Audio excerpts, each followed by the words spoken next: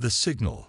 Dr. Sarah Chen stood motionless before the massive holographic display at the Quantum Listening Array in Antarctica, her breath creating small clouds in the frigid air of the observation deck. The signal pattern pulsing before her defied everything humanity thought they knew about space-time communications. It wasn't a traditional transmission. It was something else entirely. Dr. Chen, we're receiving similar confirmations from arrays in Atacama and Svalbard, her colleague Dr. James Martinez announced, his voice tight with tension. Whatever this is, it's being detected simultaneously across all our quantum monitoring stations. The signal had first appeared 3 days ago, a peculiar distortion in the quantum field that separated parallel universes. Initially dismissed as an instrumentation error, it had grown stronger with each passing hour. Now, it was impossible to ignore. "It's not random noise," Sarah whispered, her eyes tracking the complex patterns. "These are echoes. Echoes of dying universes." The quantum monitoring system had been humanity's greatest achievement in the past decade. A network of sensors capable of detecting fluctuations in the membrane between realities. It was supposed to be a scientific tool, a way to study the fundamental nature of existence. Instead, it had become humanity's early warning system. Within hours, the highest levels of government were quietly notified. The message was clear. Something was moving between universes, consuming them one by one, and it was heading toward our reality. In Washington, D.C., Fleet Admiral Helena Torres sat in a secured underground facility, surrounded by holographic projections of world leaders. The usual political differences had evaporated in the face of the data before them. The entity, whatever it is, doesn't just destroy civilizations, Helena explained, her voice steady despite the weight of her words. It absorbs them, their knowledge, their technology, their very essence, all consumed and added to its own capabilities. The Chinese premier leaned forward, his holographic form flickering slightly. "How long do we have?" "Based on the signal degradation patterns, approximately 18 months before it reaches our universe," Helena replied. "But we have an advantage no other civilization has had. We know it's coming." The room fell silent as the implications sank in. Humanity had always thrived when faced with impossible odds. It was in their nature to defy expectations, to find solutions where none seemed to exist. "We need to think differently," the Indian president spoke up. "This entity has consumed countless advanced civilizations. Traditional weapons, no matter how powerful, won't be enough." Helena smiled, a plan already forming in her mind. "That's exactly right. We don't need better weapons. We need to become something the entity has never encountered before." Within days, Project Ascension was born. Every major research facility on Earth was quietly repurposed. Quantum physicists worked alongside neuroscientists. Consciousness researchers collaborated with AI specialists, and theoretical mathematicians partnered with evolutionary biologists. The public remained unaware of the true scope of the project. To them, it was just another international scientific initiative. But in secure facilities buried deep beneath mountains and hidden in desert wastes, humanity was preparing for its greatest transformation. Dr. Chen led the consciousness transfer research, working to understand how human awareness could be preserved and transferred across quantum states. Dr. Martinez focused on creating stable quantum fields that could contain and protect human consciousness outside of biological bodies. The breakthrough came from an unexpected source. A young graduate student named Maya Patil, who had been studying the relationship between human creativity and quantum uncertainty. Her research suggested that human consciousness naturally existed in a quantum state, capable of affecting probability at the subatomic level. "We've been thinking about this all wrong," Maya explained to the project leaders. "We don't need to find a way to preserve human consciousness in a quantum state. We're already quantum beings. We just need to learn how to access and control that aspect of ourselves." As the signal grew stronger and the 18-month deadline approached, humanity worked with quiet determination. There was no panic, no public hysteria. Instead, there was focused purpose, an unwavering resolve to face this threat, not just with technology, but with the very essence of what made them human, their ability to imagine, to create, to transform. In the depths of winter, as Aurora Borealis danced above the quantum listening array, Dr. Chen made the first successful consciousness transfer. For a brief moment, her awareness existed in a stable quantum state, free from physical form yet retaining all that made her human. As she returned to her body, she knew they had found their answer. Humanity wouldn't fight this entity with ships or weapons. They would face it as beings of pure consciousness, capable of manipulating the very fabric of reality itself. The transformation had begun. Project Prometheus. The Atacama Desert shimmered under the relentless Chilean sun, its surface concealing humanity's most ambitious undertaking. 2 kilometers beneath the sand and rock, Maya Patel stood before a massive quantum containment chamber, her dark eyes reflecting the ethereal blue light pulsing within. Neural pattern holding stable at 98% coherence, Dr. Martinez announced from his monitoring station. Subject Theta 17 has maintained quantum state for 72 hours. Inside the chamber, suspended in a controlled quantum field, floated what appeared to be a constellation of light, the converted consciousness of a volunteer test subject. Unlike previous attempts, this consciousness remained intact, fully aware, and capable of interaction with the physical world through quantum manipulation. Maya pressed her hand against the transparent barrier. The lights inside the chamber swirled in response, forming patterns that corresponded to human emotional signatures. They had long since moved beyond mere consciousness transfer. They were creating the new form of existence. "Show me the multiverse," Maya whispered. The lights shifted, and suddenly the chamber filled with a miniature representation of countless parallel universes, each one a delicate thread in an infinite tapestry. Through the quantum-converted consciousness, they could now observe the very fabric of reality itself. In Moscow, another breakthrough was unfolding. Dr. Anastasia Volkov had discovered how to link multiple converted consciousnesses together, creating a vast quantum network of human minds. The implications were staggering. Humanity could become a single, unified entity while maintaining individual identity and creativity. The network effect is exponential, Anastasia explained during a secure conference call. Each additional consciousness adds not just its own capabilities, but multiplies the potential of the whole. We're achieving computational and creative abilities that defy our current understanding of physics. Admiral Torres, watching from Washington, leaned forward. And the entity? Can we detect it more clearly now? Maya's quantum-projected image nodded grimly. We can see it clearly now. It's magnificent and terrifying.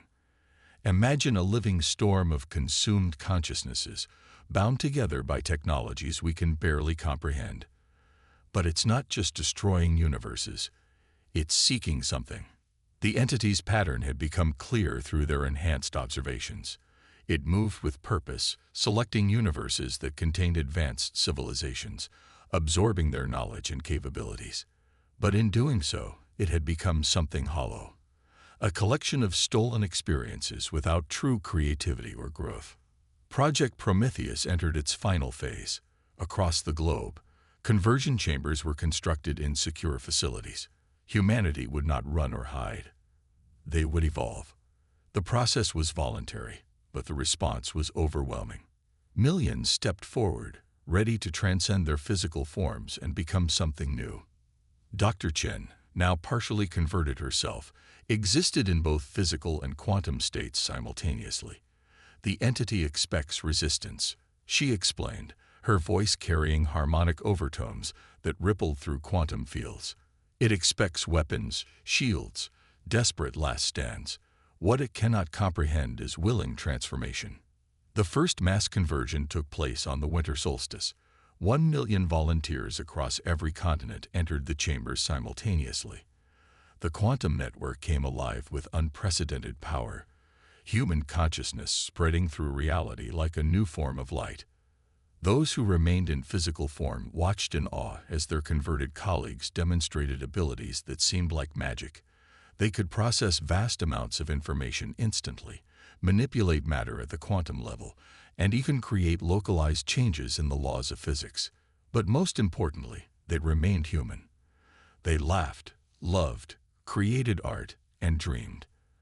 The quantum state hadn't diminished their humanity. It had enhanced it, allowing them to express their innermost nature in ways previously impossible. Maya, now existing primarily in quantum form, led the development of what they called consciousness architecture, the art of shaping reality through pure thought and will. The converted humans learned to construct entire worlds within quantum spaces, creating refuges that could survive even the collapse of their universe. As the entity drew closer, humanity's transformation accelerated. Each day brought new discoveries, new capabilities. They were no longer just preparing for survival. They were reaching for a level of existence that no species, including the entity, had ever achieved. Admiral Torres, in one of her last acts before her own conversion, addressed the world. We stand at the threshold of something greater than mere survival. We are becoming what we were always meant to be, beings of pure potential, limited only by our imagination, and bound together by our shared humanity. The quantum network grew stronger, a web of human consciousness spanning the globe, reaching out into space, touching the very edges of their universe. They were ready. When the entity arrived, it would not find prey or rivals. It would encounter something entirely new. Humanity transcended, yet more human than ever. The awakening. The quantum tapestry of human consciousness rippled with anticipation. From their new perspective, Earth's billions of converted minds watched as reality itself trembled. The entity had breached the membrane between universes, its vast presence casting shadows through dimensions humanity had only recently learned to perceive. Maya, now a brilliant constellation of thought and purpose, reached out through the quantum network. Her consciousness touched millions of others, sharing what she observed. The entity wasn't just approaching their universe. It was tearing through the fundamental forces that held reality together. It's different from what we expected. She communicated across the network, her thoughts carrying emotions and complex mathematical concepts simultaneously. It's not just consuming civilizations. It's lonely. Through their enhanced perception, they could see the entity's true nature. Countless absorbed civilizations swirled within it, their knowledge and capabilities preserved but twisted, forced to serve a singular purpose. Each absorption had made it more powerful, but had also corrupted what those civilizations had once been. Dr. Chen, existing in a state between physical and quantum reality, coordinated humanity's final preparations. It seeks connection. She shared through the network, but it only knows how to take, not how to share. Each civilization it absorbs becomes another voice in its endless internal scream. The last of the voluntary conversions were complete. Billions of human minds now existed as quantum beings, their consciousness woven into a vast tapestry of thought and possibility. Those who chose to remain physical served as anchors, maintaining humanity's connection to the material world they had emerged from. In the quantum spaces they had created, humans built impossible cities of pure thought, established new forms of art that existed in multiple dimensions simultaneously, and developed ways of sharing experiences that transcended all previous forms of communication. They had not lost their humanity in transcendence. They had found its purest expression. The entity's approach manifested in ways that defied conventional physics. Stars flickered as their quantum states were disrupted. Light bent around regions of space where reality had been consumed. But humanity didn't retreat. Instead, they reached out, extending their consciousness toward the approaching storm. Maya led the first contact team, their minds extending through quantum fields to touch the edge of the entity's awareness. The sensation was overwhelming. Billions of absorbed consciousness all crying out at once, bound together in a prison of the entity's making. "We see you," Maya projected, her thoughts carried on waves of quantum probability. "We understand your solitude." The entity's response was immediate and violent. It lashed out with weapons stolen from 1,000 civilizations, trying to break and absorb these new beings it encountered. But humanity's quantum network held firm, their unified consciousness bending like grass in a storm rather than breaking. What the entity couldn't comprehend was that humanity had achieved something unique: unity without uniformity, connection without consumption. Each human mind in the network remained distinct, contributing its unique perspective and creativity to the whole. Dr. Martinez, monitoring from his quantum state, detected a change in the entity's behavior. "It's confused," he shared across the network. "Every civilization it encountered tried to fight or flee. We're the first to reach out in understanding." Through their quantum senses, they could feel the entity's confusion turning to curiosity. The voices within it, the absorbed civilizations that had been bound and twisted to its will, began to resonate with humanity's presence. They recognized something in this new form of existence, a path they had never considered. Admiral Torres, her consciousness now a brilliant point of light in the quantum network, coordinated humanity's response. They didn't attack or defend. Instead, they began to share. Through the quantum fields, they projected human experiences, the joy of creation, the warmth of connection, the beauty of individual thought contributing to a greater whole. The entity recoiled, then reached out again, its pattern shifting. For the first time in its ancient existence, it encountered beings that offered understanding instead of resistance, sharing instead of surrender. The civilizations trapped within it stirred, awakening to possibilities they had forgotten. Maya's consciousness brushed against the entity's outer layers, feeling the first tremors of change. "It's not just about survival anymore," she shared through the network. "We can show it another way to exist. We can help it, and all the civilizations within it, find what they've lost." As the entity pressed closer to Earth's solar system, humanity prepared not for battle, but for something unprecedented. An attempt to heal a being that had known only consumption, to show it the power of true connection.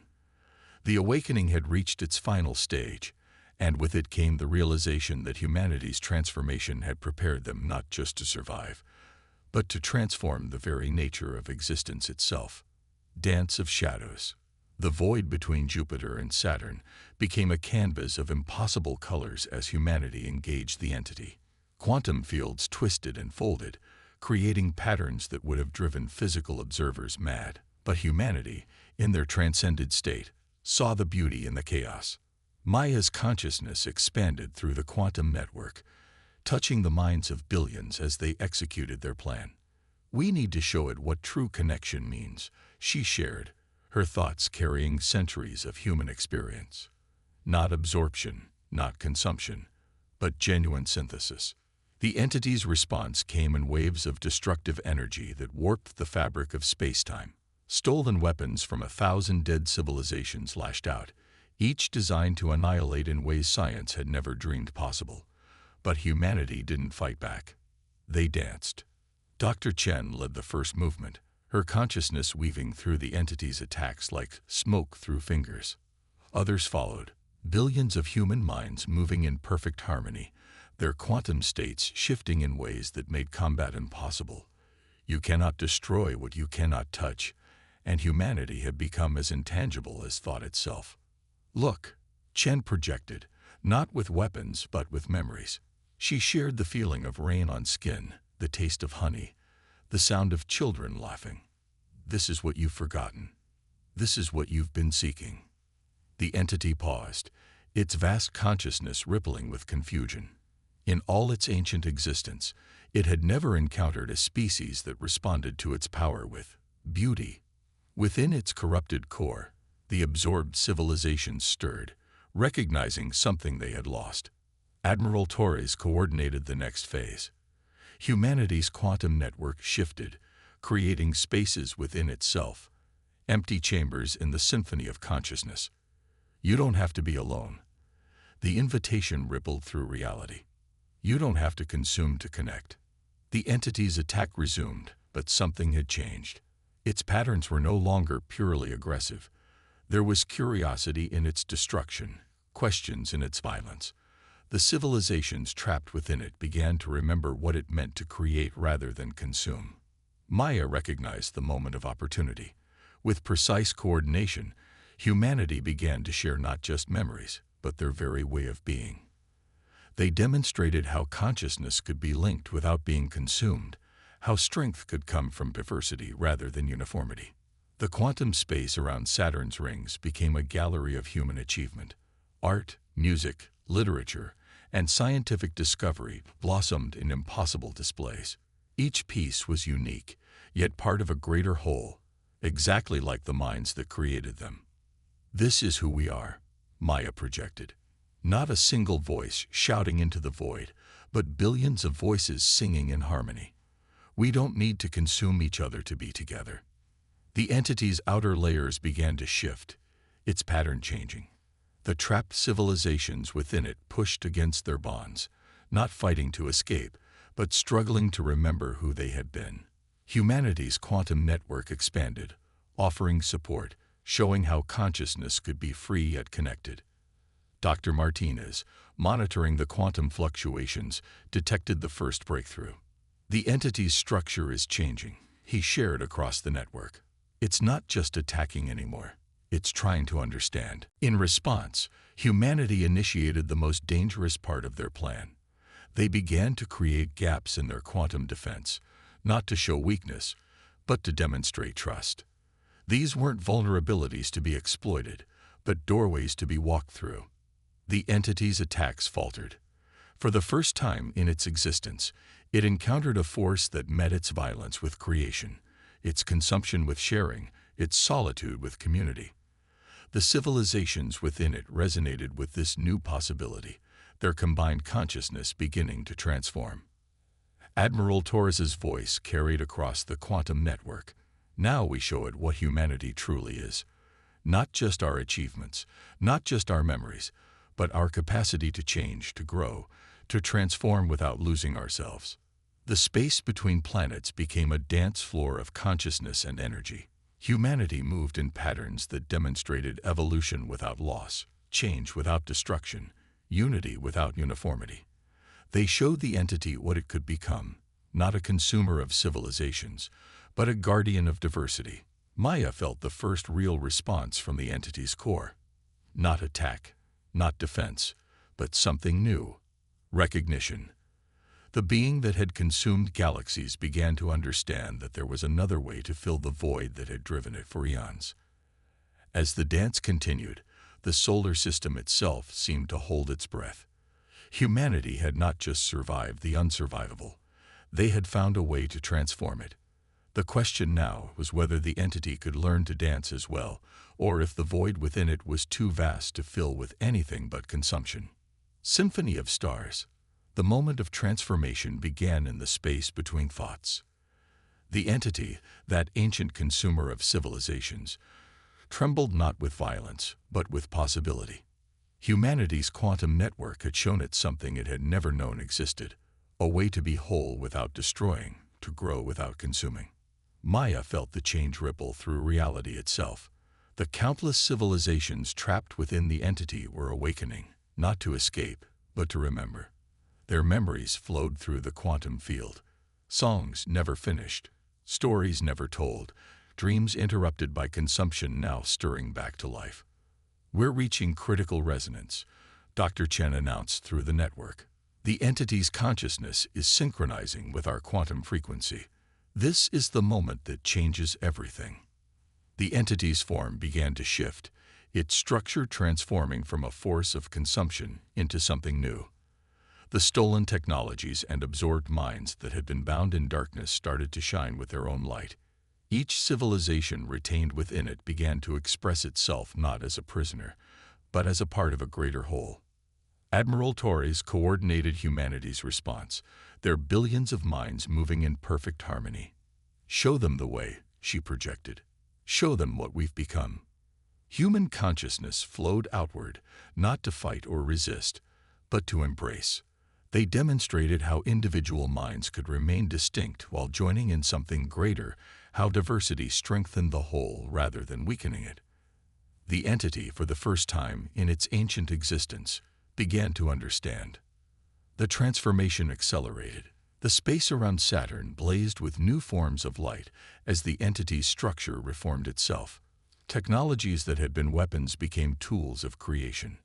Minds that had been slaves became partners in an expanding symphony of consciousness. Dr. Martinez's observations flowed through the network. The entity isn't just changing its form, it's changing its fundamental nature. The civilizations within it are teaching it what we taught them. The consumption is becoming conversion. Maya reached out to touch the entity's transforming consciousness. Where once she had felt an endless hunger, now she sensed something different. Curiosity, wonder, and most surprisingly, gratitude. The being that had devoured galaxies was learning to taste life instead of swallowing it whole. The solar system itself seemed to sing as the entity's transformation reached its peak. Its vast form, once a storm of stolen power, became a constellation of shared wisdom. Each civilization within it retained its unique nature while contributing to a harmony greater than any could achieve alone. "We see you," Maya projected to the transformed entity. "We see all of you." The response came not in words or thoughts, but in a symphony of consciousness. The entity, along with every civilization it had once consumed, shared their stories. Not as conquered peoples, but as participants in an unprecedented evolution of existence itself. Humanity's quantum network expanded to embrace this new form of life. Together, they began to explore possibilities that neither had imagined alone. The entity's vast knowledge of the universe combined with humanity's creativity and capacity for growth, creating something entirely new. Admiral Torres shared her observation across the network. "We didn't just save ourselves. We didn't just save them. We've changed the very nature of existence." The transformation spread beyond their solar system. The entity, now a partner rather than a predator, began to share its new understanding with other beings across the cosmos. The civilizations within it, once trapped, became teachers, showing others how to transcend their limitations without losing their essence. Dr. Chen's consciousness resonated with the triumph of the moment. This is humanity's gift to the universe. Not weapons or walls, but bridges between what is and what could be. The void between stars filled with new forms of life and consciousness. Humanity had not just survived. They had transformed an ancient force of destruction into a catalyst for universal evolution. Their quantum network became a model for a new kind of existence, where diversity and unity weren't opposites but partners in an eternal dance. Maya, watching the lights of transformed civilizations spread across the galaxy, shared a final thought through the network. "We faced the impossible and didn't just overcome it.